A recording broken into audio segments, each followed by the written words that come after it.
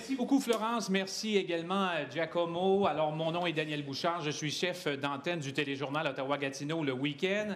C'est un plaisir et même un honneur d'être ici en direct aujourd'hui de la Faculté de sciences sociales sur le campus de l'Université d'Ottawa. D'ailleurs, j'en profite non seulement pour remercier les nombreuses personnes ici présentes dans la salle présentement à la Faculté des sciences sociales, mais aussi ceux qui nous suivent en ligne. Je serai, au cours des prochaines minutes, le co-animateur. Bonjour, Wendy. Bonjour, Daniel. Ça va? Ça va très bien. My role is to speak in English, but... Alors, moi, je vais parler en anglais, mais je vais essayer de suivre tout de même ce que tout le monde dit. Je suis ravie d'être ici pour la 9e Assemblée publique annuelle de la Société Radio-Canada. Nous sommes heureux du taux de participation. Je m'imagine toujours qu'il y a beaucoup de gens quand je fais les nouvelles le soir, alors il est bien de voir de vrais visages. Expérience. Alors, évidemment que le débat d'aujourd'hui, parce que ça va être un débat, on vous invite à poser des questions. Nos journalistes vont vous répondre dans quelques instants. C'est très à propos de le faire présentement. Vous savez, on parle beaucoup de fausses nouvelles, on parle beaucoup de faits alternatifs. C'est un monde qui est en plein changement. Eh bien, ce qu'il faut dire, c'est que quelle est la place maintenant du journalisme de façon générale? Quelle est la place des médias de façon générale et quelle est, de façon plus particulière aussi, la place de la télévision publique, la place de Radio-Canada. Alors, vous allez pouvoir aussi suivre ça de très près, mais aussi de très loin en nous écrivant. Il y a une adresse électronique, vous pouvez nous envoyer vos questions, c'est-à-dire @radiocanada.ca ou encore sur Twitter. So we ask ourselves... Alors, on se pose toutes sortes de questions constamment à cette époque de fausses nouvelles. Ça a été difficile, mais vous aurez la chance aujourd'hui de nous poser des questions et on fera de notre mieux pour y répondre. Pas nous personnellement, la plupart de nos collègues vous seront présentés dans un instant. Mais pour commencer, comme on le fait d'habitude, on aimerait inviter l'aînée Claudette Commanda, qui est Anishinaabe Algonquin, et une ancienne qui est en résidence ici à l'Université d'Ottawa, qui fera la prière d'ouverture et qui vous accueillera ici, sur le territoire non cédé du peuple algonquin.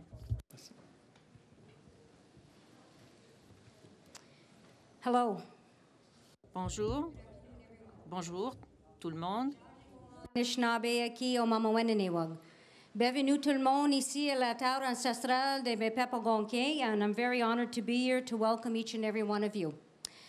As customary in our tradition, tel que le veut la tradition, quand on se rassemble, on commence toujours d'une bonne façon. Et cette bonne façon, c'est de rendre hommage à la création et de remercier. Alors, je dis au Créateur, au nom de tous et toutes ici présents, Nogum. Das pinigen ni genwen daganag, das pinigen kokumasag, das pinigen mishomsag. Ni buksendam kea boj kijigun, onje kakina, ni buksendam mashkawaziwin, ni buksendam kizagiewin. We give great thanks to the Creator. Remercions le Créateur pour la vie. Nous lui demandons de bénir cette magnifique assemblée, bénir cette assemblée publique annuelle et tout le travail que vous faites à la SRC. Vous travaillez bien et le Créateur vous bénit avec plusieurs autres lendemains. Nous remercions le Créateur pour la Mère Terre, notre grand-mère la Lune, notre grand-père le Soleil. Nous remercions le Créateur pour la Terre et pour tous les habitants. Nous demandons au Créateur de nous bénir par sa bonté, sa gentillesse et son amour. Et chacun de vous devez savoir que vous avez un don sacré, le don sacré de la vie. Et nous devons agir avec bonté et respect les uns envers les autres comme frères et sœurs dans cette famille humaine. Merci.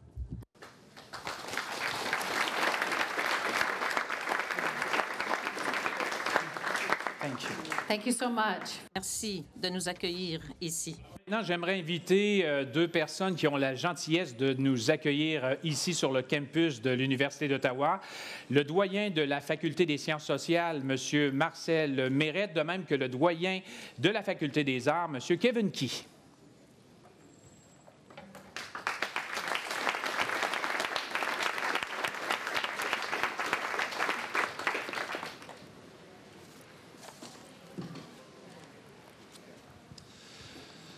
Bonjour tout le monde, bon après-midi. Welcome everyone. Alors, bienvenue à tous.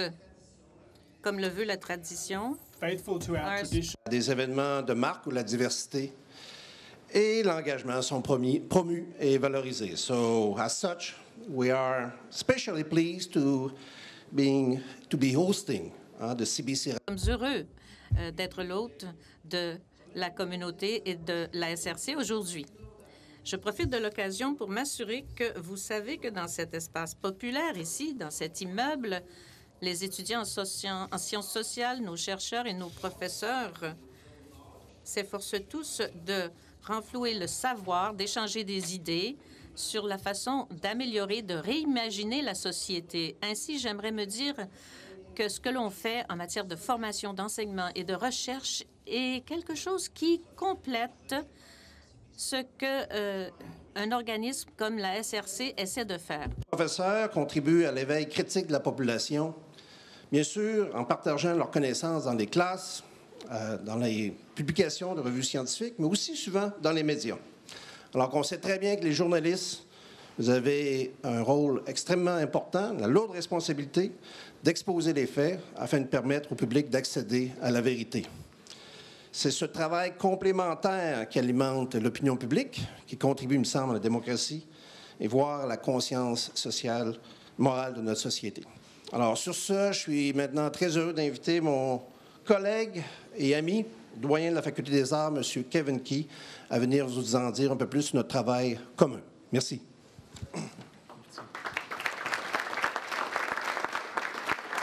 Thank you, Dean Maret. À mon tour, j'aimerais souhaiter la bienvenue aux collègues de CBC Radio-Canada dans le cadre de l'Assemblée publique annuelle. Je suis très enthousiaste d'assister aux discussions cruciales sur la thématique de la vérité dans le monde de l'information et précisément dans celui de la radiodiffusion publique. The timing has never been better. Le choix du moment n'a jamais été meilleur pour parler des fausses nouvelles en radio et télédiffusion. Question de crédibilité, les médias et l'avenir de la radiodiffusion publique ici même à la Faculté des Arts, surtout dans le département des communications et surtout dans le programme de journalisme numérique. Je suis ravie de voir d'aussi nombreux étudiants et professeurs ici. Beau témoignage de notre intérêt dans ce thème. Le monde aujourd'hui sera une source d'inspiration pour nos étudiants, pour nos chercheurs et pour toute la communauté universitaire. Je me joins donc à mon collègue, le doyen Maret, pour vous souhaiter la cordiale bienvenue et des discussions fructueuses. Above all, let's have a discussion with... Par-dessus tout, ayons donc une vraie discussion, parlons vrai.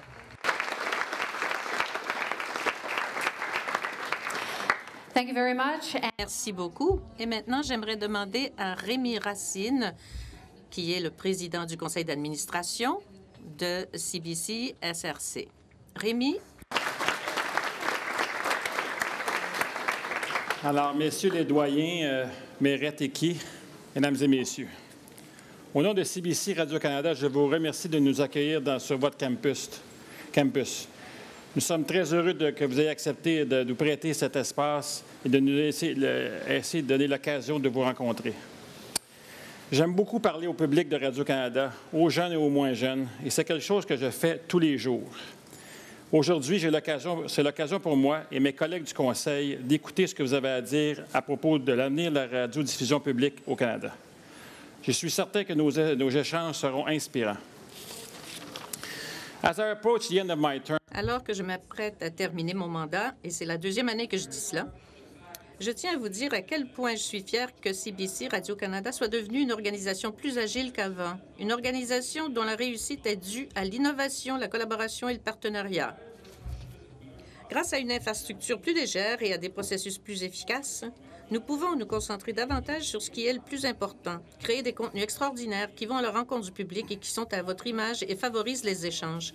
Des contenus comme Murdoch Mysteries and Kim's Convenience, rien de moins que la série dramatique et la comédie canadienne les plus regardées par les anglophones, ainsi que la très attendue mini-série Alias Grace d'après le roman de Margaret Atwood. amis comme Mémoire vive et Unité 9 vous tiendront rivés à vos fauteuils cet automne. Et quel suspense pour le retour de District 31, vous avez été 1,4 million à regarder le premier épisode de la saison, la nouvelle saison.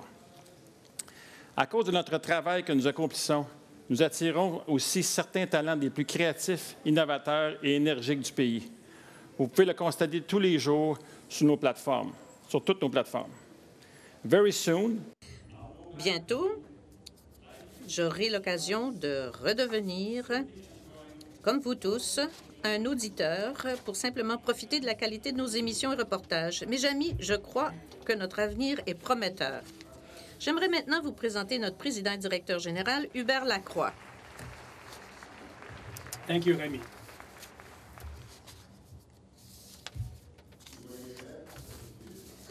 Doyen Mérite, Faculty of the Social Sciences. Bonjour à tous. Je suis très heureux, évidemment, de vous accueillir à notre Assemblée publique annuelle. J'ai toujours aimé l'ambiance des campus universitaires, particulièrement à l'automne. Probablement que ça remonte à l'époque où j'étais un chargé de cours en droit, temps partiel, et j'étais le coach des filles en basketball à McGill. En septembre, il y a toujours une énergie nouvelle. C'est l'arrivée des nouveaux étudiants, des nouvelles recrues. On commence à se parler d'échéances, de devoirs. C'est le début de la saison des différents programmes sportifs universitaires. It's a fun time. So, je vous envie. Amusez-vous bien. Anyways, so back to our APM. Alors, pour revenir à notre Assemblée publique annuelle, Environnement privilégié, c'est un environnement pour nous permettre d'échanger avec vous sur le rôle de CBC Radio-Canada, sur notre rôle d'être au cœur des conversations avec les Canadiens. We actually very much look forward. en fait, nous avons très hâte d'entendre ce que vous pensez de nos émissions et de nos initiatives numériques et de savoir ce que vous attendez de nous et comment nous pouvons encore mieux répondre à vos attentes. CBC Radio-Canada, depuis maintenant près de 10 ans. Mon mandat se termine le 31 décembre, moi aussi. Vous me permettez donc, je l'espère, de vous faire un bref tour d'horizon pour mettre en perspective ces dernières années. When I started, it was actually... En fait, il y a 10 ans, les iPads, Netflix, Vice, Snapchat, Spotify, Instagram, Amazon, pour n'en nommer que quelques-uns, n'existaient pas encore. Et seulement 9 % des Canadiens possédaient un téléphone intelligent, alors qu'aujourd'hui, c'est plus de 70 % qui en ont un. Notre virage numérique a été audacieux, innovateur, courageux et difficile. Mais ce virage nous a permis de faire de CBC Radio-Canada, qui était une organisation vieille de 80 ans et dont la réputation reposait sur ses émissions de radio et de télévision, ce qu'elle est aujourd'hui. L'entreprise médiatique numérique numéro 1 au Canada. Et nous avons réussi cette transformation malgré des défis financiers de taille, un écosystème médiatique fragmenté, l'arrivée des Google, Facebook et Netflix de ce monde qui ont mis en péril le modèle d'affaires sur lequel repose toute l'industrie de la radiodiffusion. Au long de cette transformation incroyable, nous avons respecté et même renforcé le mandat législatif que nous avons envers vous. Nous avons placé les services locaux au cœur de notre plan 2020, notre plan stratégique sur 5 ans que nous avons lancé en 2014. Et nous avons créé, à l'intérieur de cette priorité de local, 8 nouvelles stations multimédia dans les communautés à travers le pays. Nous avons renforcé notre couverture régionale à raison de 18 heures par jour, de bonjour à bonsoir, 7 jours par semaine. Nous sommes maintenant vraiment rendus un média local complet. We said we would double our digital reach to 8. Nous avions dit que nous doublerions notre portée numérique à 18 millions de visiteurs uniques chaque mois d'ici 2020. Eh bien, nous avons dépassé cet objectif cet été, soit 2 ans et demi plus tôt que c'était prévu. De plus, ce nombre de 18 millions n'inclut pas les 2 millions d'abonnés à nos comptes Facebook et Twitter. L'application de CBC News est maintenant l'application de nouvelles numéro 1 au Canada, avec plus de 3,9 millions de téléchargements. Nous arrivons en tête du classement des balados-diffusions, avec plus de 200 millions de téléchargements depuis 2016. Et le populaire balado de journalisme d'enquête Somebody Knows Something a été téléchargé à lui seul plus de 30 millions de fois. Regardez en continu sur le web plus de 6,4 millions de fois chaque mois. Récemment, Radio-Canada a lancé RAD, un laboratoire de création dont la mission est de trouver de nouvelles façons de présenter nos émissions d'information et d'affaires publiques sur les médias sociaux pour rejoindre tous les citoyens numériques. Ce projet génère déjà du contenu captivant. Il est produit par 15 reporters et concepteurs qui sont tous âgés de moins de 35 ans, qui possèdent un talent pour la création numérique axé sur l'utilisateur. And they actually have the keys to their own car, meaning... C'est-à-dire qu'ils sont en charge du projet. D'ailleurs, allez voir ce qu'ils font sur le web. Nous avons également créé Espace autochtone chez Radio-Canada et CBC News Indigenous, deux portails extrêmement populaires qui sont consacrés aux histoires autochtones. So we are clearly today. Alors, aujourd'hui, nous sommes vraiment chefs de file dans le monde numérique. Et en une époque de fausses nouvelles, nous sommes fiers d'être la source d'information la plus digne de confiance des Canadiens. Grandement dû à nos journalistes extrêmement talentueux qui travaillent sans relâche chez nous. Je suis d'ailleurs très heureux que certains d'entre eux soient ici avec nous aujourd'hui pour partager leurs expériences avec vous. You'll meet them in a sec. Vous les rencontrez dans un instant. Tel succès, clairement grâce à l'engagement de nos radios-canadiens, de nos CBCers envers la radiodiffusion publique et grâce à leur créativité, leur vision et surtout leur résilience. Today, as I'm about to... Aujourd'hui, alors que je terminerai mon mandat, je tiens à dire un très grand merci à toutes les personnes qui travaillent à CBC Radio-Canada et à mon équipe de la haute direction qui ont eu à cœur cette transformation et qui l'ont réussi de façon spectaculaire. Et je veux aussi remercier les membres de notre conseil d'administration pour le temps qu'ils ont consacré aux radiodiffuseurs publics. Qui a assuré la présidence de notre conseil depuis maintenant 5 ans. Your public broadcasters actually... Votre radiodiffuseur public est un endroit extraordinaire où travailler. Nous continuons d'attirer certains des talents les plus brillants de notre pays et nous ne cessons jamais de nous réinventer. Ces 2 dernières années, nous avons embauché près de 250 personnes pour réaliser nos initiatives numériques et former près de 2900 radio-canadiens et CBCers, puisque cette transformation est un processus qui n'a pas de fin en soi. Faire tout ça en mettant fermement l'accent sur la diversité et l'inclusion. Notre vision est claire. Nous désirons inclure une gamme de visages, de voix, d'expériences et de perspectives dans nos contenus et nos milieux de travail afin d'être à l'image de la mosaïque qu'est notre pays dans tout ce que nous faisons chez CBC Radio-Canada. J'espère un jour que certains d'entre vous qui sont ici aujourd'hui avec nous se joindront à CBC Radio-Canada. D'ici là, j'ai évidemment hâte de connaître vos points de vue et de répondre à vos questions. Merci.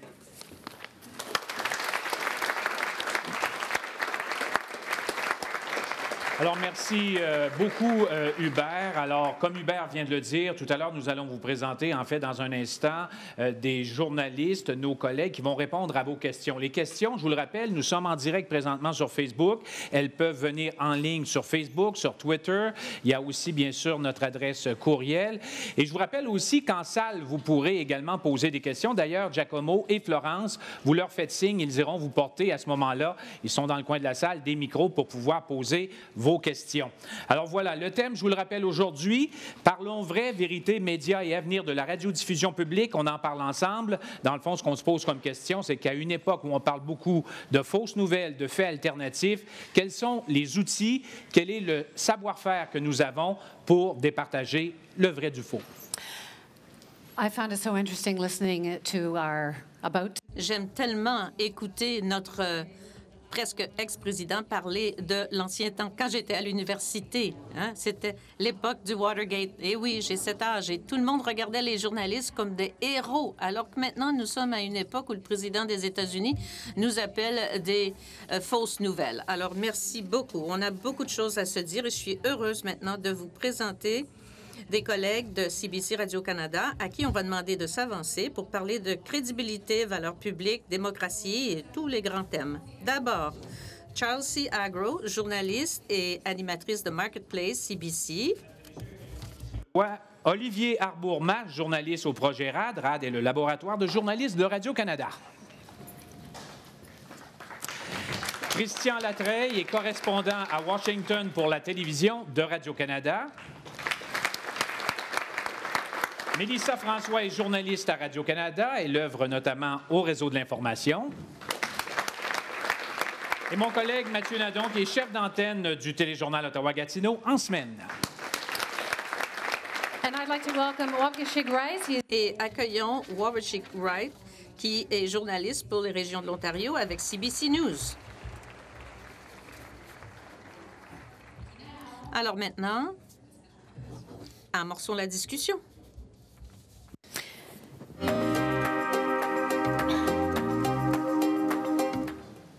Alors, le premier thème qui a été choisi, il y en aura trois. Le premier, c'est la crédibilité, credibility.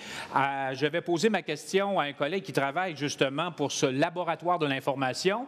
On les fait plonger dans ce nouvel univers. J'aimerais qu'il nous en parle d'ailleurs, parce qu'on a beaucoup parlé de cette nouvelle façon de faire, d'aller rejoindre les gens finalement sur leur mobile. Alors, Olivier, peut-être nous parler un peu de votre projet. Comment vous faites pour attirer particulièrement ceux qui sont sur leur téléphone mobile? C'est un sale temps pour l'information, hein, Daniel? On en parlait tantôt.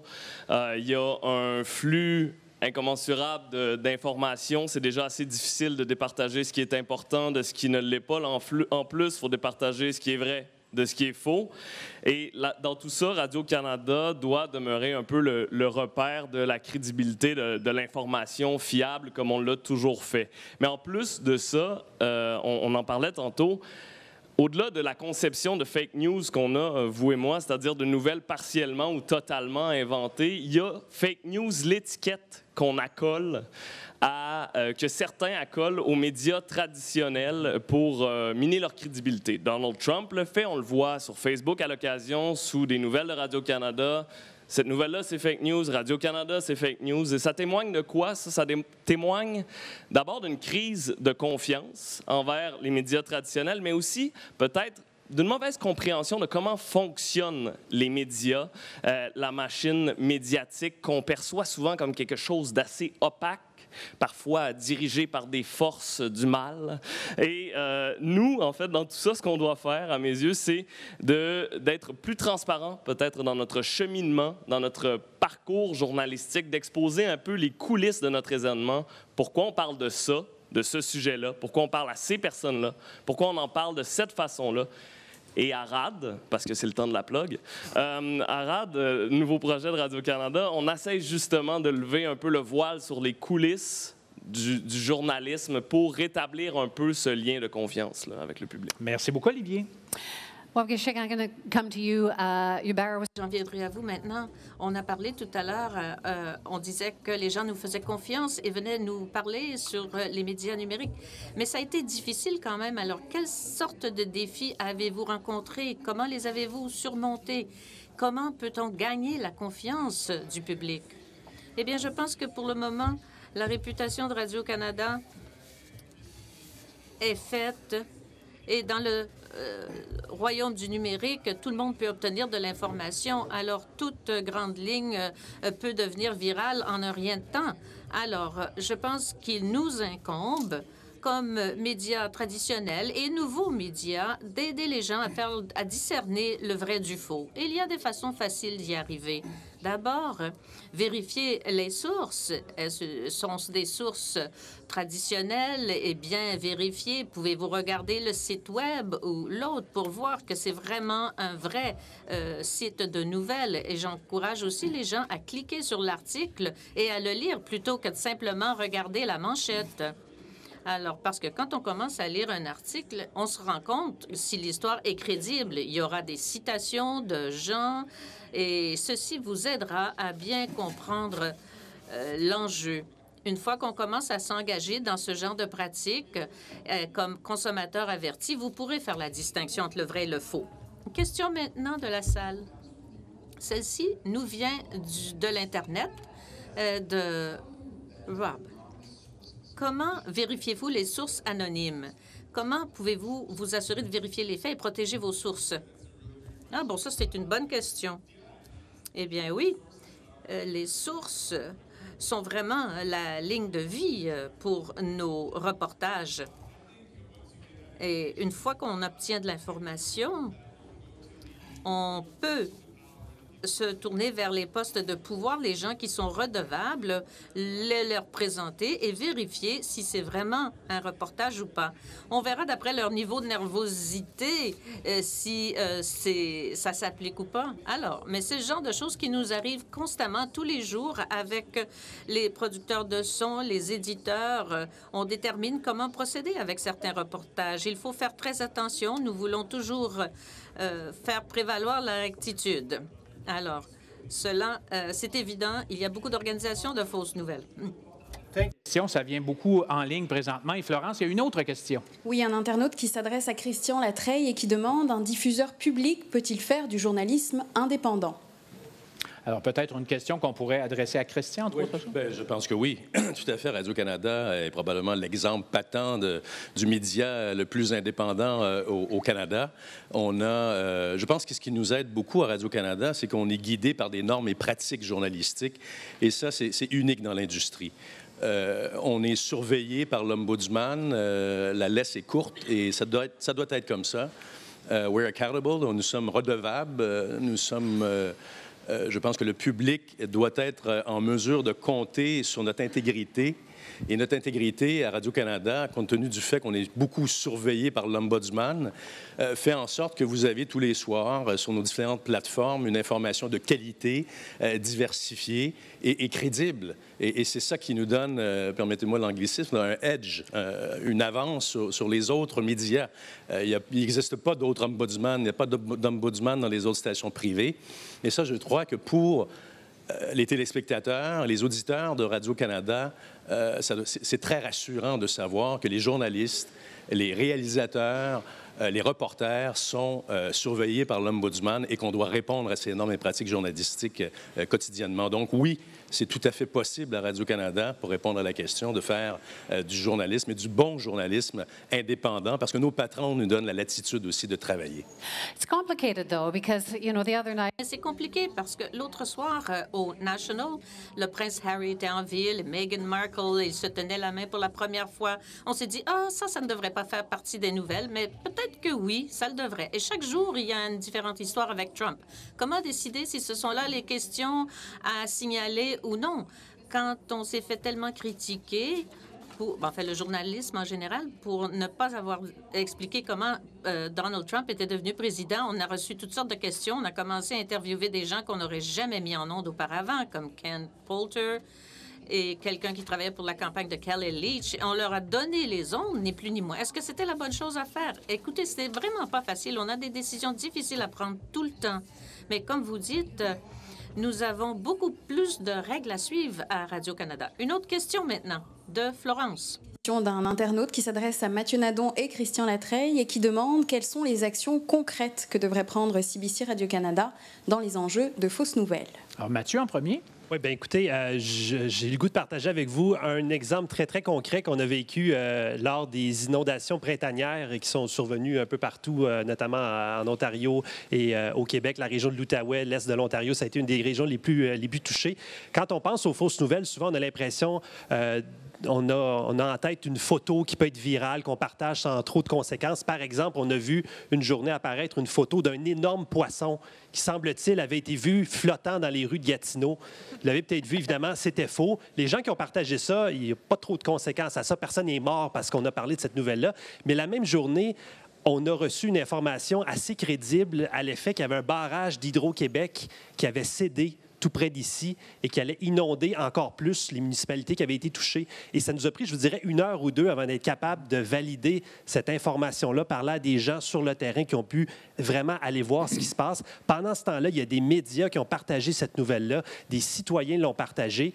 Et imaginez la panique des gens qui ont déjà de l'eau dans leur sous-sol lorsqu'ils apprennent que peut-être il y a un barrage qui est cédé en amont, ça s'en vient chez eux. Alors, c'est ça notre responsabilité, je vous dirais, c'est le travail qu'on fait tous les jours, c'est de s'assurer que les informations qu'on vous relaie sont vraies, sont vérifiées, sont doublement vérifiées. Et c'est ce qu'on continue de faire. Et je pense que c'est la façon qu'on peut se démarquer dans cet univers-là. Mélissa veut peut-être ajouter un élément? Absolument. Je voulais juste renchérir en disant par rapport à la question qu'à Radio-Canada, les mécanismes sont déjà présents pour se prémunir, je trouve, contre les fausses nouvelles, dans la mesure où c'est une information qui est vérifiée, qui est corroborée. On la vérifie avec 2 sources également. Donc, je trouve que vraiment, déjà dans notre salle de nouvelles, on est vraiment équipé pour faire face à ces... Je pense qu'il faut mettre les choses en perspective aussi. Du fake news, là, ça ne date pas d'hier. Hein? Il y a un grand présentateur en France qui a simulé une entrevue avec Fidel Castro il y a de ça une trentaine d'années. Il y a eu de grands scandales au New York Times, au Washington Post. Et je pense que le fait que quotidiennement, il y a un président en ce moment aux États-Unis qui est en guerre contre les médias et qui s'attaque, et qui est traditionnel, et qui s'attaque à nous, fait en sorte qu'on doit corriger le tir quotidiennement. Et on est, nous, comme journalistes, très critiqués parce que les gens pensent que parce qu'on corrige les faits de M. Trump, on le critique. Et on sait très bien... We look bad because we're correcting the facts. Exactly. Et ce n'est pas notre rôle à Radio-Canada de critiquer les politiciens ou les gens qui occupent des fonctions publiques. Mais c'est ça, c'est que M. Trump a mis une emphase énorme sur le fake news, mais je vous rassure, il n'y a pas de fake news à Radio-Canada. Moi, j'en ai pas vu, en tout cas au cours des dernières années. En même temps, on va y revenir tout à l'heure, mais M. Trump a la possibilité maintenant de sauter par-dessus les médias en parlant directement sur Twitter, et donc ça devient de plus en plus difficile. Merci à tous les trois. Giacomo, une autre question? Yes, Wendy, if you thought by Wendy, si vous pensiez qu'en animant ce panel, on vous poserait une question, non? Non. Quelle est votre question, monsieur? J'aimerais connaître le processus que suivent les journalistes pour déterminer ce qui fera la manchette. Je vous donne un exemple. Il y a eu un reportage que tous les médias rapportaient, mais ça durait depuis des années, l'affaire Rohingya, oui, et des Rohingyas. Alors, qui prend les décisions pour présenter ces reportages en manchette ou non, et en ligne, oui? Ah ben ça, c'est difficile. Hein? Il n'y a pas de solution magique. Ça dépend des gens qui participent et qui prennent les décisions. Nous avons des téléconférences qui commencent tôt le matin avec les responsables et le chef d'antenne qui décide ce qu'il veut, et ensuite le journaliste doit décider de son contenu. Mais les choses changent tellement dernièrement parce que qu'est-ce qui fait la manchette? Comme vous dites, la crise des Rohingyas dure depuis des décennies. Je ne sais pas au juste, mais longtemps. Et maintenant, c'est parce qu'il y a eu des accusations publiques de portée faites par les Nations unies et même notre gouvernement Et il y a des dizaines de milliers de personnes, peut-être même un demi-million de gens qui arrivent à une frontière. Alors, il y a tellement de choses à couvrir dans le monde, c'est incroyable. Et vraiment, on accorde plus d'attention à ce qui se passe plus près de chez nous quand on a des photos et qu'on peut interviewer les gens. Tout cela influence notre décision. Vous parlez de Trump. Alors, qu'est-ce qu'on peut couvrir de Trump? On a d'énormes débats à son sujet. Parce que est-ce qu'on cherche le sensationnel seulement ou est-ce que le monde change vraiment? Donc, ce sont des débats que nous avons et à toute fin pratique, c'est quelqu'un qui finit par prendre une décision. Celle de cette réponse, vous avez une autre question, Florence? Oui, une question sur le choix des experts. Bonjour, moi j'ai une question. Je suis canadienne d'origine burundaise. Je n'ai pas eu la chance de grandir dans mon pays d'origine, mais je suis de près ce qui se passe au Burundi. Malheureusement, depuis 2015, Radio-Canada diffuse les informations qui ont une grande partie de mensonges sur ce qui se passe au Burundi présentement. Et moi, ce qui m'inquiète, c'est que parfois vous choisissez les spécialistes qui font la comparaison entre le Burundi actuel et le Rwanda de 1994 en parlant du génocide. Pour les gens qui ont vécu le génocide comme moi, je pense que c'est une façon de banaliser le génocide. Et j'aimerais vous demander, est-ce qu'il y a un moyen de choisir les vrais experts au lieu de choisir les lobbyistes? Alors donc, merci pour votre question. Je ne sais pas si Christian voudrait peut-être ajouter quelque chose. Ce qu'on peut dire, c'est que, évidemment, on est pris très souvent dans cette forme de tornade d'informations et ça devient très difficile, surtout lorsque ça touche certains pays plutôt éloignés. Ça devient très, très difficile, finalement, de sélectionner quel est le vrai du faux. Vous avez parfaitement raison. Moi, il n'y a pas si longtemps, j'ai reçu une vidéo d'une dame amie Facebook avec moi qui me présentait une scène particulièrement atroce de ce qu'on peut vivre, par exemple, en République du Congo. Ça pose problème présentement et le problème est double parce que ça devient difficile aussi de se rendre sur le terrain pour constater d'une part les faits, pouvoir aussi les analyser et trouver des gens pour nous en parler parce que lorsqu'on parle à quelqu'un, souvent on va nous reprocher qu'une autre personne aurait été mieux placée pour nous en parler. Vous avez parfaitement raison et je pense qu'il n'y a pas une réponse parfaite à votre question parce que c'est un problème au niveau journalistique, énormément de difficultés à couvrir tout ce qui se passe sur la planète. Nous avons bien sûr des correspondants qui parfois vivent des situations même dangereuses. Je pense à Marie-Ève Bédard, entre autres choses. Mais vous avez parfaitement raison et on se questionne quotidiennement sur comment on devrait s'y prendre finalement pour couvrir davantage et d'une façon plus objective en se basant davantage sur les faits. Je vous remercie donc pour cette question-là. Peut-être Charles C. Well, I think we're going to move on to the next. Alors, je pense qu'on va passer au prochain thème. Je vais peut-être commencer par Charles C. sur la question. On a parlé de crédibilité maintenant. Alors, le prochain thème porte sur la valeur publique et le rôle de Radio-Canada.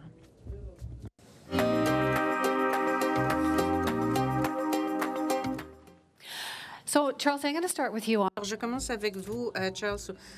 Je travaillais à Marketplace et les gens pensaient que j'allais battre quelqu'un pour obtenir toute l'information et pour pouvoir poser toutes mes questions.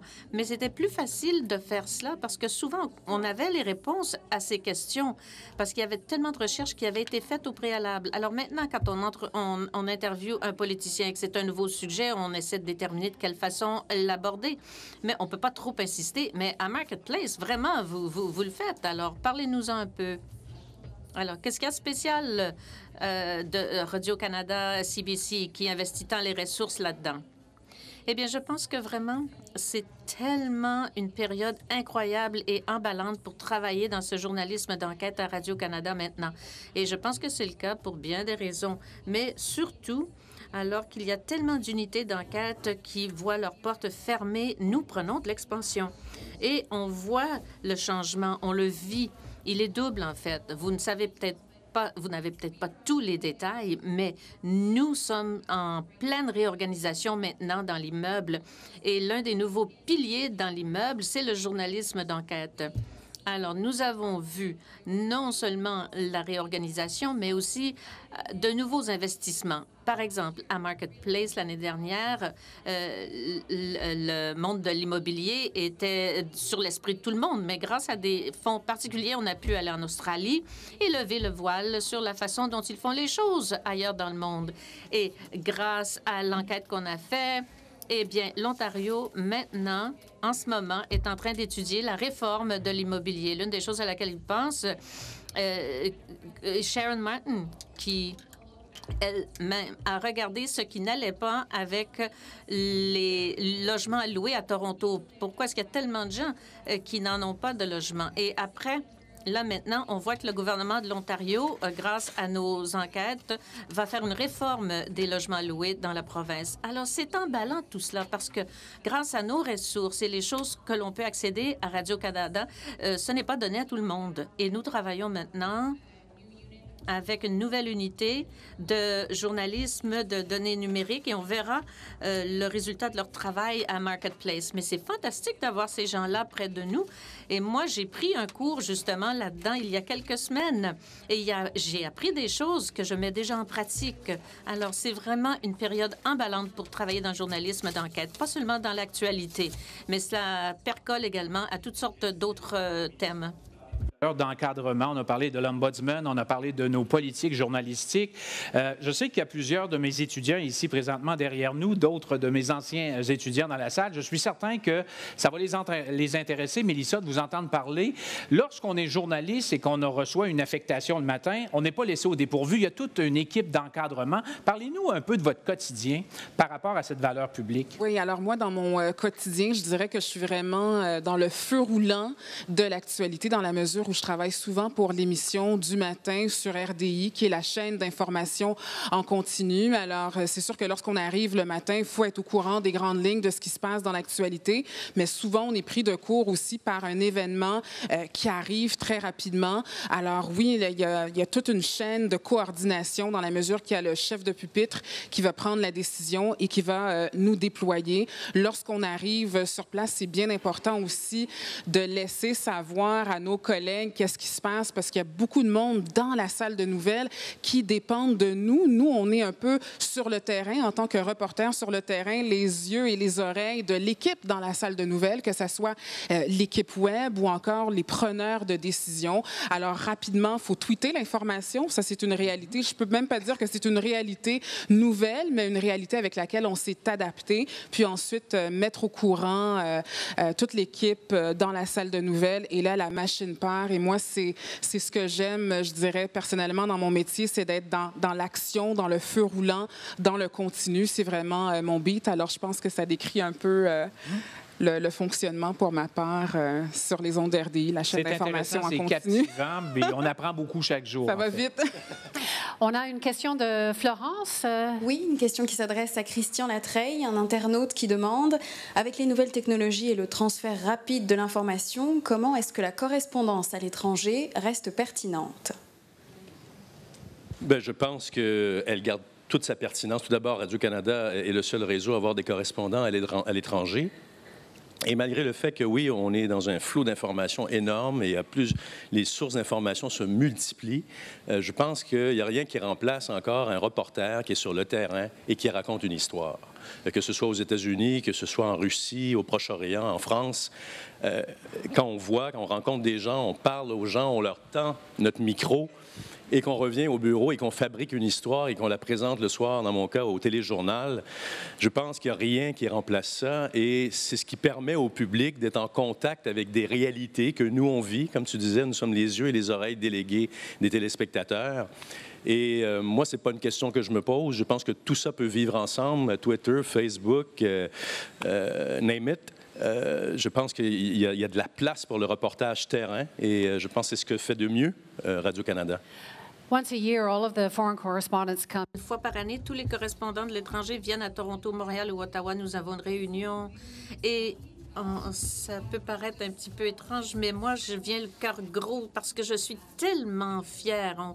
On peut parfois se fâcher contre un collègue ou l'employeur. Ça arrive. Mais vous voyez tous ces gens dans la salle et leur façon de parler pour nous expliquer comment ils doivent se débattre pour leur récit, pour un budget.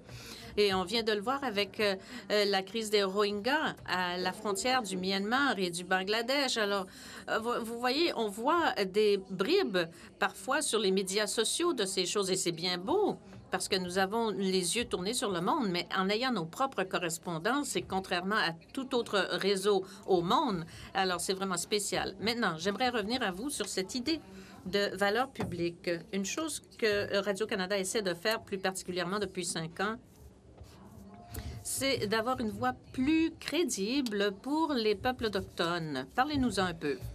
Oui, je pense que longtemps, plusieurs communautés autochtones au Canada ne faisaient pas confiance à Radio-Canada ou à d'autres grands médias parce qu'ils ne se voyaient pas bien représentés, que ce soit dans les reportages ou dans la salle de nouvelles ou au petit écran ou en ondes. Il n'y avait pas de journalistes autochtones. Et moi, quand je grandissais dans la communauté Anishinaabe à Georgian Bay, on écoutait le National avec les oreilles de lapin et je n'ai jamais vu de journaliste autochtone à Radio-Canada. Et nos reportages contenaient-ils vraiment le contexte approprié pour refléter les vrais enjeux? Mais comme Hubert l'a dit plus tôt, Radio-Canada autochtone a été une belle création parce que c'est un carrefour maintenant pour le journalisme que l'on fait à Radio-Canada pour mettre en lumière ces enjeux-là et bien refléter les communautés autochtones. Et il y a aussi Radio-Canada sur les réserves ou CBC 8 Fire, une émission de radio aussi. Alors, en sortant, en allant sur le terrain et en reflétant la vie de ces communautés, je pense qu'on commence à développer ce lien de confiance et qu'on comble les fossés que le système d'éducation avait laissés.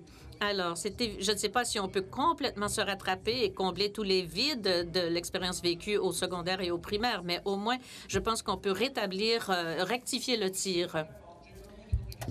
Yes, this one's for Charles. In a time... Question pour Charles. Maintenant qu'il y a tellement d'outils d'examen en ligne, de compagnies, de sections, de commentaires, quelle est la valeur de Marketplace, à votre avis, pour aider les gens, pour guider les gens?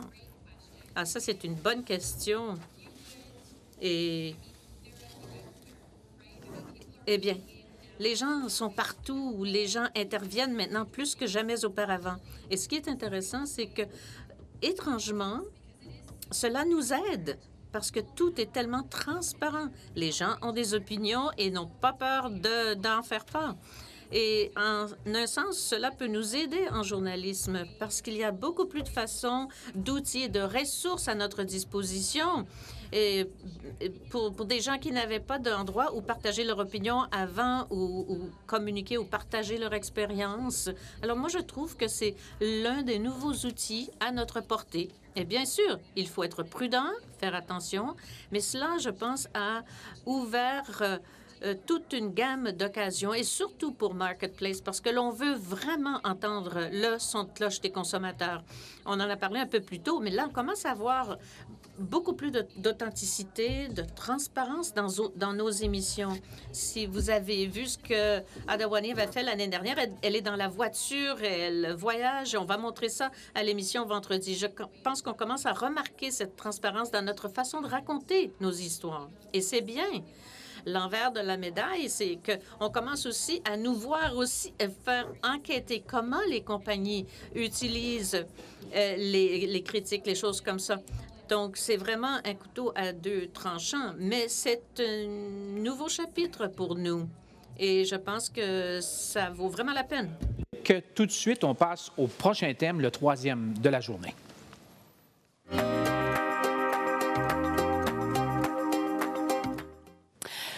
So we're here to talk about little thing called... Alors, nous sommes ici pour parler d'une petite chose qu'on appelle la démocratie. Christian, on commence avec vous. There's a lot of people who talk... Il y a beaucoup de gens qui parlent de satire politique. Et cela a commencé peut-être avec Jon Stewart, il y a John Oliver et bien d'autres encore. Est-ce une bonne chose? Est-ce que ça veut dire qu'on a perdu la confiance des jeunes? Les jeunes se tournent vers d'autres auditoires. Est-ce une bonne chose? Est-ce que cela nous met au défi? Quelles sont les répercussions, à votre avis? Eh bien, cela nous permet surtout pour les États-Unis de nous vider le cœur. En tout cas, les Américains sont vraiment stressés par ce président. On l'a vu avec l'émission satirique Saturday Night Live qui représente Trump comme un petit écervelé et aussi Bannon qui n'est pas beaucoup plus fin. Alors, je pense que c'est utile. On a vu des choses aussi comme Kitty Griffin avec un masque, la tête de Trump ensanglantée. Ça, c'était moins drôle. Le défi pour les journalistes? Non, je pense qu'on peut vivre avec ça. On a toujours vécu avec la satire politique. La satire politique a toujours existé, que ce soit aux États-Unis, que ce soit au Canada, ailleurs. En France, on l'a vu partout. Je pense que c'est important dans une société de pouvoir rire de nous-mêmes. Et particulièrement aux États-Unis, en ce moment, les Américains ont besoin de rire d'eux-mêmes et on sent vraiment cette nécessité d'avoir des humoristes, des artistes, des comédiens qui tournent en ridicule ce qui se passe à la Maison-Blanche. Et je pense que c'est ça le cœur de la démocratie, c'est de permettre un bon reportage sur Trump, mais aussi une émission d'humour pour rire de Donald Trump. On le fait à notre façon à Radio-Canada avec la FLAC, entre autres choses. Oui, la FLAC chez nous, effectivement. Et c'est sain, c'est sain. Ouais, ben, oui, on le fait avec la FLAC. Je pense que c'est pas de la satire, c'est peut-être plus de l'humour, mais il y a une émission de radio qui s'appelle La soirée est encore jeune, qui rejoint un vaste public, un jeune auditoire, et qui réussit, avec l'humour, à amener de l'information, de l'actualité. Puis ce que ça dit, j'ai l'impression, c'est qu'il y a un intérêt pour peut-être... Il y a un intérêt pour l'information. Il faut peut-être, à l'occasion, réfléchir et revoir la façon comment on l'amène, comment on l'apporte. Revoir le ton. Traditionnellement, les journalistes, pour accentuer la rigueur de leur information et leur pertinence, ont un ton, on le sait, professoral. À Radio-Canada, on a un ton très typique, une façon de s'habiller, une façon de s'adresser aux gens qui est très typique. Sauf que là, aujourd'hui, puis on en parlait tantôt, les téléphones. On s'informe dans le téléphone. Avant, il y avait la télé, il y avait les amis, il y avait le journal. Là, dans le téléphone, tout ça est réuni. Donc, on est abreuvé de contenus très différents. Il y a, nous, les journalistes, on est en compétition avec les Snapchat que les gens s'envoient, l'Instagram, les YouTubers. Donc, est-ce qu'il y a moyen de garder cette crédibilité-là, cette recherche journalistique, cette démarche journalistique-là, mais peut-être d'adapter un peu son ton, sa façon d'approcher et de présenter l'information pour parler de façon plus pertinente au public auquel on veut s'adresser, en l'occurrence, peut-être dans ce cas-ci, les plus jeunes. Donc, c'est cette réflexion-là que la popularité des émissions satiriques ou humoristiques d'information vient... So if we want the world to treat us more seriously, we have to treat ourselves. Si on veut que le monde nous traite avec un peu plus de sérieux, il faut faire pareil, quoi. Question maintenant de Florence. Et l'internaute demande, à mesure que les pressions du marché entraînent une réduction de la taille des salles de nouvelles, faisant en sorte qu'il y a moins de journalistes pour couvrir l'actualité, cela a-t-il des répercussions directes sur le maintien d'une saine démocratie? La réponse, oui. C'est oui. C'est très triste pour nous qui travaillons dans le domaine des médias de voir ce qui se passe un peu partout, des organisations qui doivent, pour des raisons budgétaires, couper dans les effectifs, couper dans les salles de nouvelles, réduire la quantité de journaux qu'ils impriment ou l'offre qui est disponible pour les gens. Je vous dirais, moi, je me sens privilégié. Tous les jours, je me pince presque de dire que je travaille à Radio-Canada. On a la chance d'avoir des équipes partout au pays, partout dans le monde, des salles de nouvelles. Vous nous voyez, nous, à l'antenne, mais il y a un paquet de monde qui travaille derrière les caméras. Ces gens-là travaillent fort. Alors, je pense qu'à Radio-Canada, on a les mêmes défis, on vit la même transformation, mais on a la chance encore d'être épaulé par des équipes vraiment partout qui nous aident beaucoup à faire notre travail. Ça, c'est vraiment un grand privilège. Merci beaucoup, Mathieu. Question, Giacomo. Yes, this one is for Charles C. Question pour Charles C. Comment les journalistes restent-ils fidèles à leur public quand un auditoire populiste s'éloigne de plus en plus ou prête moins attention? Eh bien, c'est difficile, c'est vrai, parce que on entend toutes sortes de choses, hein? Mais nous avons une très grande responsabilité avec le radiodiffuseur public pour rester objectif, pour travailler très fort, pour pouvoir faire nos reportages, des reportages qui reflètent les Canadiens et les Canadiennes et qui intéressent la population. Alors, je pense qu'une des façons d'essayer d'y arriver pour rester pertinent, c'est de continuer de nous tourner vers les gens, de les écouter. Je peux parler de mon expérience à Marketplace, surtout parce qu'il y a un grand nombre de nos idées de reportage qui nous viennent des téléspectateurs. Alors, nous avons beaucoup de chance d'avoir un auditoire qui continue de nous suivre, de nous écouter. Et je pense que c'est une grande responsabilité parce que, comme Wendy l'a dit, nous frappons sur les pas, nous tenons les gens redevables. Et ça, je pense que c'est plus important que jamais. On prédit la mort des téléjournaux depuis 15 ans. Et on s'aperçoit que les codes d'écoute sont encore très bonnes. Et les gens reviennent et reviennent et reviennent nous voir et visitent nos plateformes. Il y a des centaines de milliers de personnes qui s'informent sur nos plateformes. Donc, on a encore une pertinence. Et je pense que les gens ont encore confiance, n'ont pas perdu confiance en nous, malgré all the noise, tout le bruit et les sources qui se multiplient. Donc, ça, je trouve ça assez extraordinaire qu'on prédit cette mort-là, mais la mort n'arrive jamais. Et c'est bien tant mieux qu'on soit encore en ondes et qu'on on a encore une pertinence. Le téléjournal est toujours vivant. D'ailleurs, nous, on diffuse en direct chaque soir les 15 premières minutes du téléjournal. Et de façon générale, c'est l'élément vidéo, mis à part quelques exceptions, qui est le plus populaire aussi sur Facebook. Alors, ça veut tout dire, finalement, c'est que les gens aiment encore se faire présenter les nouvelles par des personnes qu'ils jugent d'une certaine façon crédibles. En tout cas, moi, je le souhaite. Question, Florence. Une question pour Mélissa François. Est-il nécessaire d'avoir une voix canadienne distinctive? Et si oui, pourquoi? Absolument qu'il faut avoir une voix canadienne qui nous distingue parce qu'il faut parler des sujets qui nous distinguent, qui nous intéressent. Et je pense que c'est la force de mon employeur, vraiment d'être préoccupé par des sujets ou encore la scène culturelle qui est proche de nous. Je pense que oui, surtout dans cette mer d'informations-là. Mais qu'est-ce qui nous intéresse, nous, les Canadiens? Quel sujet nous touche? Quel sujet nous interroge? Je pense que Radio-Canada est là pour le diffuser. Alors, absolument, oui. Peut-être enchaîner, Mathieu, sur ce sujet. D'ailleurs, je voulais vous poser la question. On parle de démocratie.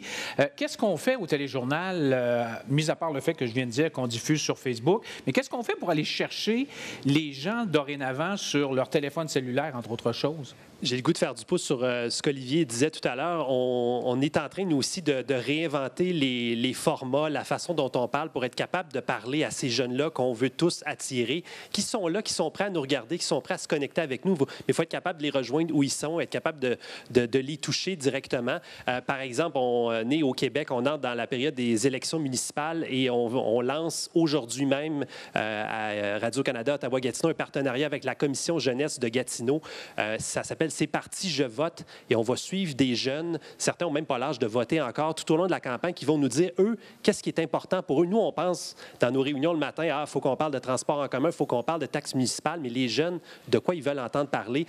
Ils vont être avec nous pendant les prochaines semaines. Ils vont même faire des reportages à notre antenne. Alors ça, c'est vraiment très, très stimulant. Je pense que c'est ça, c'est en réinventant la façon dont on fait les nouvelles qu'on va rejoindre ces gens-là. Et un autre exemple que je vais vous donner, il y a eu une grève du transport en commun ici au printemps et on a décidé de rejoindre des gens qui étaient pris sans autobus et de les accompagner dans leurs déplacements. On a fait des interventions en direct avec eux sur Facebook. Certains étaient des jeunes professionnels qui travaillent ici à l'Université d'Ottawa. Alors, c'est des gens qui n'auraient peut-être pas nécessairement été exposés à notre offre de produits, mais on a été capable de capter leur attention et après ça, on est capable de les rejoindre au téléjournal de 18h à 22h dans nos émissions de radio. Je pense que c'est ça. Moi, je suis entouré je ne suis pas très, très vieux, là, mais je suis entouré d'une gang de jeunes encore pas mal plus jeunes que moi qui ont des idées vraiment éclatées. Puis ça, je trouve ça vraiment stimulant dans notre travail. Merci, Mathieu. We're going to go to one last question. Nous allons prendre une dernière question et puis après, on continue. Question pour pourquoi est-ce qu'on donne du temps pour des reportages qui sont contre nos valeurs démocratiques et nos systèmes démocratiques? Ce faisant, ne validez-vous pas leur cause? Eh oh!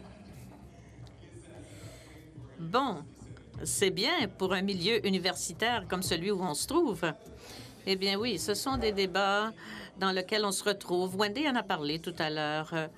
Comment décider qui sera mentionné ce soir? Quelle valeur est-ce que cela apporte? Il ne faut pas oublier que les journalistes ne doivent pas présenter seulement un côté de l'histoire. Il faut penser à tous les aspects, tous les points de vue.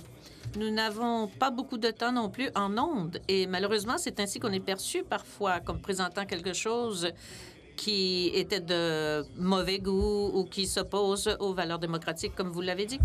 Enfin, en ce sens, nous sommes redevables aux téléspectateurs, aux auditeurs et aux lecteurs. On a vu des exemples depuis quelques mois de CBC qui s'est fait critiquer pour avoir parlé de certaines organisations en ondes et avec raison, les gens s'offusquent. C'est notre seule façon d'apprendre et c'est pourquoi on a cette discussion. C'est pourquoi nous voulons nous ouvrir même aux médias sociaux pour entendre tout cela. C'est un nouveau processus, surtout à l'ère numérique. Alors, oui, cela fait partie des discussions que nous tenons dans la salle de rédaction et on apprend toujours et on veut apprendre de vous tous.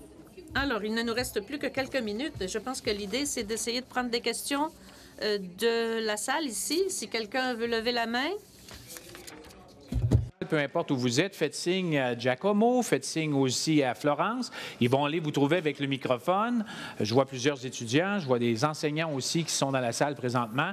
Alors, c'est le temps. Si vous avez des questions, on va tenter d'y répondre avec les membres du panel au cours des prochaines minutes.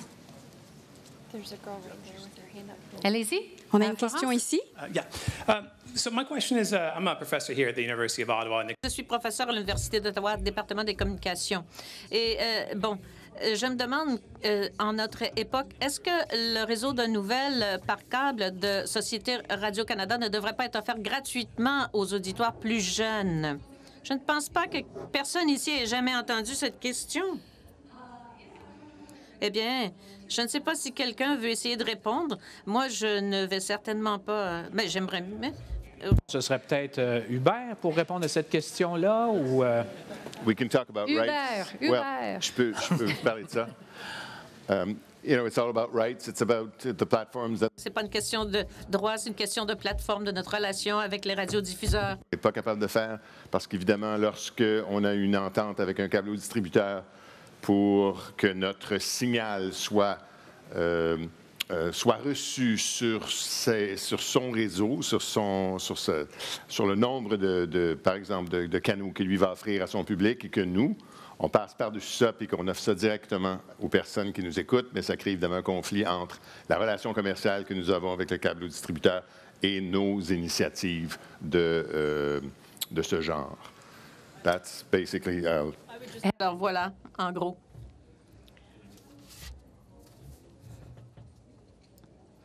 L'interprète regrette qu'il n'y a pas de micro.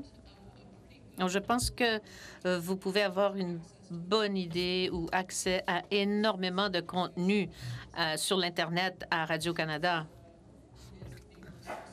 C'est vraiment l'appli la plus courue au pays pour une bonne raison, parce qu'il y a énormément de contenu, de nouvelles constamment mises à jour. Et on le voit aussi maintenant sur Facebook. Avec le National, vous nous avez vu sur Facebook.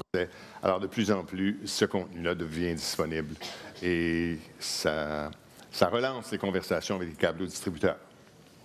Bref, c'est une question difficile et difficile d'y répondre, évidemment, d'une façon très précise pour l'instant. Question, Giacomo? Yes, another question from the floor. Go ahead.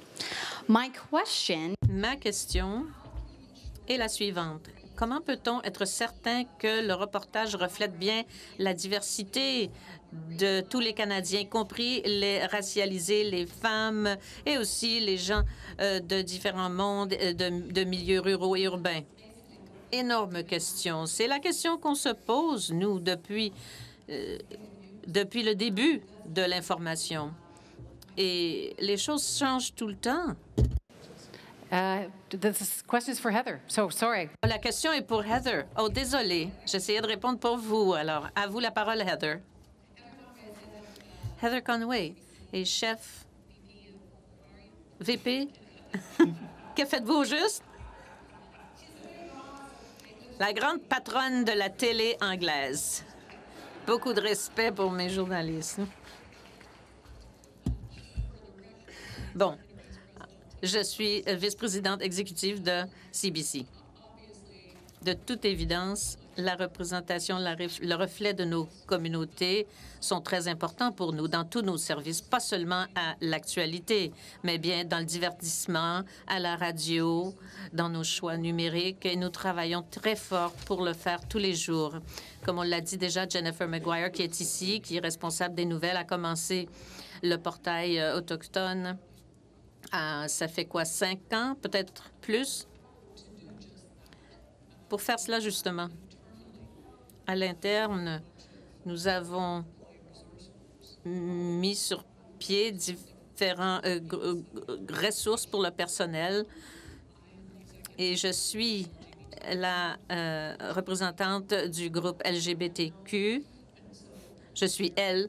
Alors, je sais fort bien quelles expériences on vit quand on vient d'une communauté marginalisée et on veille à ce que leur voix soit entendue. Et je pense que c'est une question bien pratique à plusieurs niveaux. Ce n'est pas une question philosophique. Nous sommes le Canada et le Canada est nous. Nous sommes le reflet de nos communautés. Nous représentons nos communautés et nous le faisons avec des personnalités en ondes, avec des réunions de rédaction où on se demande est-ce là le bon angle pour ce reportage? Avons-nous les bonnes voix? Avons-nous entendu les bonnes personnes? C'est un exercice constant et quotidien. J'aimerais ajouter quelque chose à cela. Et ça commence aussi, vous savez, depuis le moment de l'embauche. L'embauche des gens les plus haut placés dans l'organisation, en poste de direction, parce qu'on ne peut pas discuter de ces enjeux à moins qu'au niveau supérieur et pendant qu'on prend de l'expansion, ces gens-là qui occupent des postes importants auront de l'influence sur les sujets retenus et ouvriront les conversations. Alors, comme Heather l'a dit, dans la salle de nouvelles, dans nos réunions de rédaction, mais aussi dans la gestion et la gouvernance de CBC Radio-Canada. Vous le verrez. Et il suffit de voir l'équipe de la haute direction qui relève de moi. Bon, 6 femmes, 2 hommes. Alors, je ne les ai pas cherchés. En pourcentage, moi, j'ai embauché les meilleures personnes pour les postes à combler. Comme Heather l'a dit, il y a 4 de ces personnes qui sont du groupe LGBT. On ne les cherche pas. C'est un fait. Ce sont les meilleurs candidats pour les emplois que nous avons. Et c'est ce qui permet une explosion de conversation sur toutes sortes de sujets. Alors, de toute évidence, un débat qui est sans fin. Il y a une centaine d'années, j'étais la première femme à couvrir le premier ministre pour le CBC et il y avait des photos de femmes nues sur les murs à l'époque dans notre bureau. Alors, je pense que la question de l'égalité homme-femme est réglée chez nous. Et c'est très, très bien. L'évolution a été excellente. Quels conseils, quelles recommandations est-ce que vous donneriez à des élèves, à des jeunes qui débutent leurs études en journalisme? Et pourquoi pas commencer avec Mathieu, parce que vous venez de parler que vous faites affaire de plus en plus avec les plus jeunes. Écoutez, moi, le conseil que je vous donnerais, c'est de développer une curiosité, de vous intéresser à ce qui se passe un peu partout. Je pense que c'est une des qualités premières. Je regarde tous mes collègues ici, c'est d'être curieux et d'être intéressé par les gens. Je pense qu'on fait tous ce métier-là parce qu'on aime profondément le public, on aime être en contact avec le public tous les jours. Alors, si vous aimez les gens, vous aimez raconter des histoires, eh bien, vous allez aimer le journalisme. On vous attend. Mélissa et Chelsea ensuite. Moi, j'aimerais rajouter quelque chose. Remettez tout en question. C'est simple, même si c'est évident à vos yeux, posez-vous des questions sur ce qui vous semble évident. Toujours se questionner parce que des fois, la vérité se cache derrière. Alors, c'est le conseil que je donnerais. Le doute. Chelsea. I would also say Et moi, je dirais que nous vivons vraiment dans un pays magnifique. Alors, n'ayez pas peur de vous déplacer dans ce grand espace. Vous ne serez qu'un meilleur journaliste. Plus vous aurez vécu d'expérience et vous aurez vu d'endroits.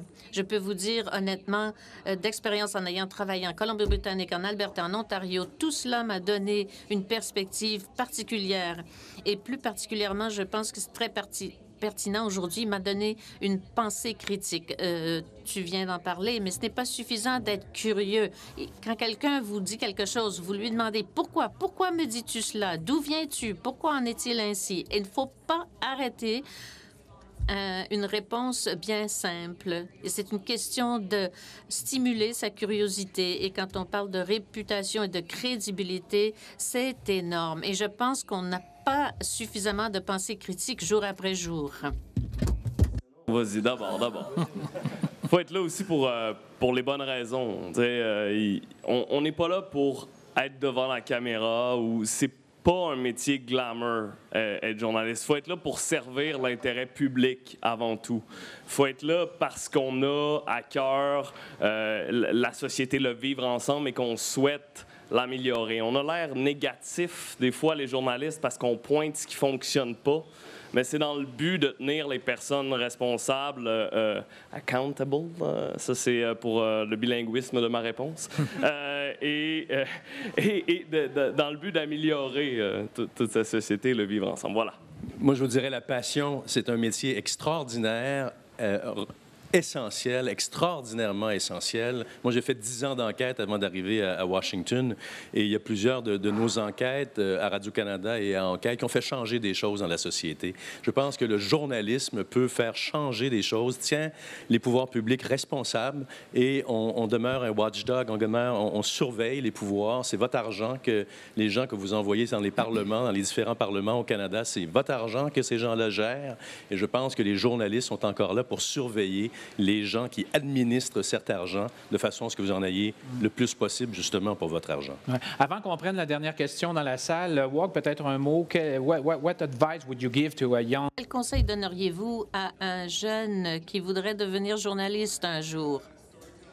Eh bien, je pense que raconter une histoire, c'est le pilier de toutes les cultures. C'est ce qui lie les cultures ensemble, d'ailleurs. Et au Canada, nous avons tellement de communautés diversifiées. Tant qu'on est passionné des gens, de leurs expériences, vous ferez beaucoup de chemin. Évidemment, il faut être curieux et il faut savoir écouter. Il faut pouvoir raconter une histoire et ne pas toujours être à l'écoute seulement. Et c'est ce que j'essaie de faire, entre autres. N'importe qui peut devenir journaliste tant qu'on a la passion, la flamme et qu'on a ses valeurs principales en soi.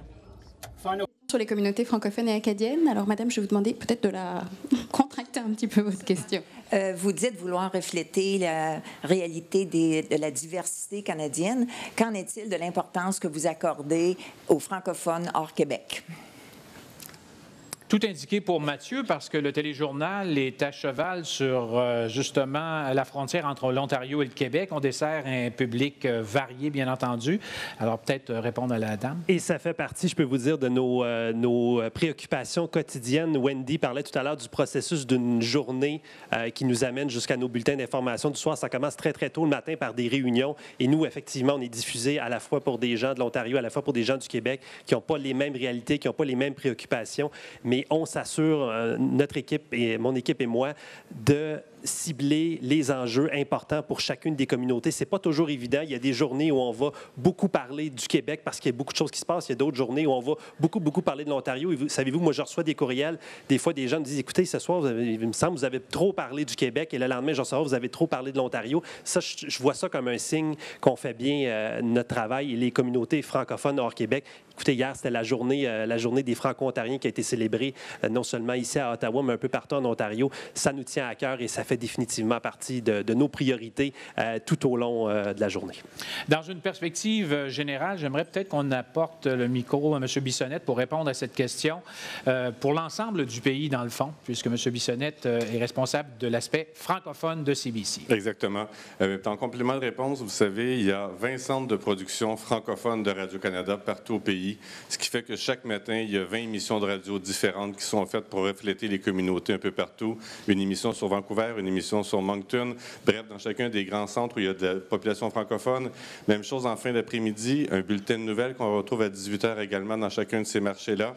Et on s'assure également que sur la programmation nationale, on puisse avoir des correspondants, des collaborateurs, des critiques qui viennent d'un peu partout au pays. Le rôle de Radio-Canada pour vivre en français au Canada est fondamental. Puis pour nous, c'est pas juste une responsabilité, c'est un privilège que de pouvoir faire vivre nos antennes avec la francophonie d'un peu partout au pays. Merci beaucoup, M. Bissonnette. Finalement, on a un petit peu plus de temps, alors on va se permettre une toute dernière question. Et cette question-là, elle va venir de la salle, une dame qui est en compagnie d'ailleurs de ma collègue Florence. Alors, je vous laisse poser votre question. Alors, ma question s'adresse à qui voudra bien répondre. Alors, on a parlé beaucoup de la correspondance et de l'importance d'être sur le terrain quand il y a des gros événements qui se passent. Par contre, par moment, il se peut qu'il n'y ait pas nécessairement de journalistes ou de correspondants de Radio-Canada sur place. Dans ce cas-là, c'est quoi le processus? À quel moment est-ce qu'on fait appel à des pigistes? Et puis, finalement, qu'est-ce qui en ressort de tout ça? Merci beaucoup pour la question. Christian Soff pour y répondre, d'ailleurs. Oui, je pense que ça fait partie d'un processus, comme Mathieu l'expliquait tout à l'heure, et Wendy aussi, c'est que ce sont des décisions qui se prennent le matin. Les rédacteurs en chef décident si ça vaut la peine ou pas d'envoyer des gens sur le terrain. Si l'événement s'est produit dans une région plutôt difficile, inaccessible, on va se rabattre sur, par exemple, on passe à l'occasion des reportages de France 2. Ça arrive très peu, mais ça peut arriver. Donc, c'est toujours relativement à l'importance de la nouvelle, à la pertinence de la nouvelle. Et Mélissa, si tu veux compléter? Oui. Ben, je pensais à toi, justement, avec l'ouragan Irma qui est arrivé il y a quelques semaines. Je pense que tu en avais beaucoup à apporter seul. Alors, on a envoyé une autre journaliste du réseau RDI en appui. Alors, tout dépendant de l'importance de la nouvelle, à ce moment-là, on a suffisamment de ressources, je le crois, pour déployer d'autres personnes au sein de l'équipe sur place, comme on l'a vu en Floride au cours des dernières semaines? Comme par exemple, juste pour vous donner un exemple bien concret, là, on est en train de discuter de la possibilité de peut-être envoyer quelqu'un à Porto Rico. Mon patron me regarde, là.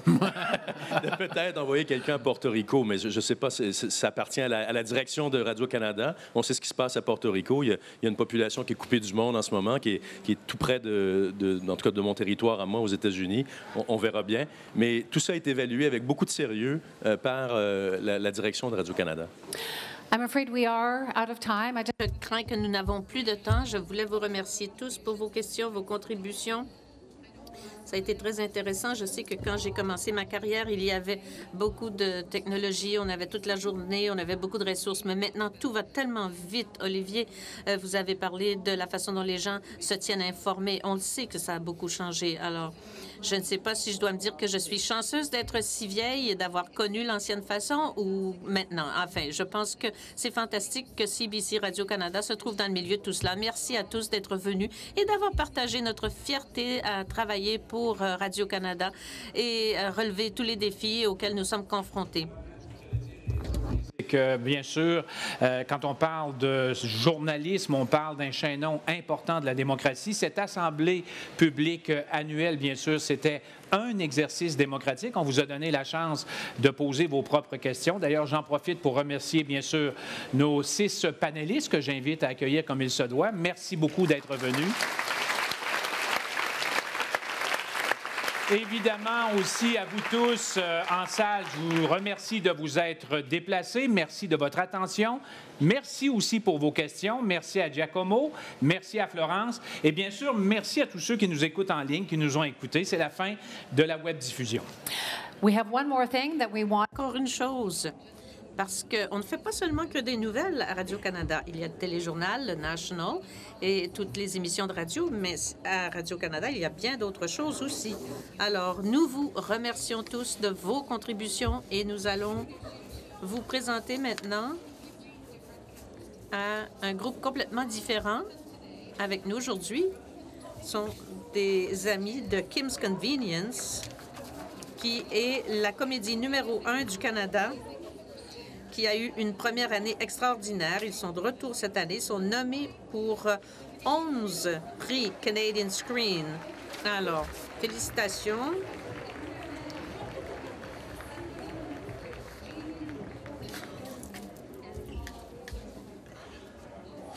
Bonjour à tous, ça va? Nous sommes ravis d'être ici. Merci à tous. Nous sommes honorés d'être ici à l'Université d'Ottawa. C'est vraiment emballant. L'université a été une des périodes les plus enrichissantes de ma vie. J'ai beaucoup appris, j'ai vécu beaucoup d'expériences. Alors, je vous souhaite tout ce qu'il y a de mieux. Vous nous avez pris maintenant en tournée de publicité nationale pour Kim's Convenience. Nous serons au Centre Brunson à 20h. Nous allons montrer les 2 premiers épisodes de la 2e saison de Kim's Convenience. Et vous êtes tous invités. Alors, trouvez notre amie Caroline ou Jonathan. Les voilà. Donnez-leur votre nom et on veillera à ce que vous puissiez entrer. Aussi, si vous choisissez de ne pas venir ce soir, c'est très bien. On ne vous en voudra pas tant que vous allez à la maison pour regarder CBC à 9 h pour voir la première ce soir. Et le national à 10 h, 22 h, ou le téléjournal. Merci. Merci à tous. Alors, l'événement est terminé, mais il y a une salle à l'arrière. On vous invite, si vous voulez, pour venir prendre un petit égo-portrait.